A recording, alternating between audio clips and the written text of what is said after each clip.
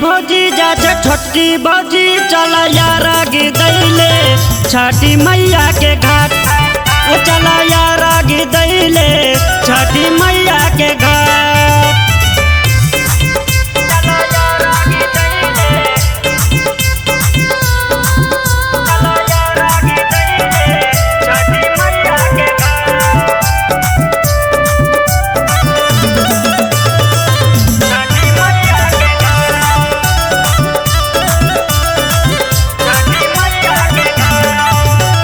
एगो बेटा बिना दोसर छ दुनिया,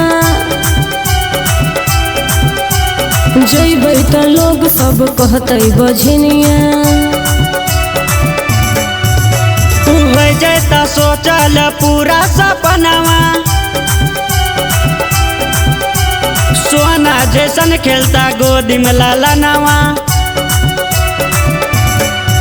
नया नया छोए पियर साड़ी हो, केना हो जाइए हम तैयारी हो। जाचे बड़की चाची जाचे छोटकी चाची चला यार आगे दैले छठी मैया के घाट। चला यार आगे दैले छठी मैया के घाट।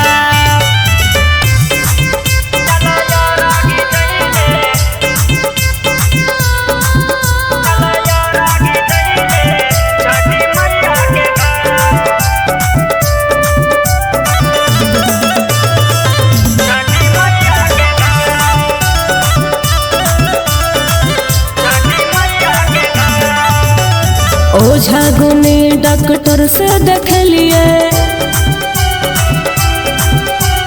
एगो बेटा खातिर की नहीं कैलिए। भूखल पियासा लकारा उपास है, दीनानाथ छठी में पकारा विश्वास है। सुनो राइटर देवर नीरज हो, रिंकू राज रखो दिल में धीरज हो। जाचे बड़की दादी जाचे छोटकी दादी चला यार आगे दैले छठी मैया के घाट।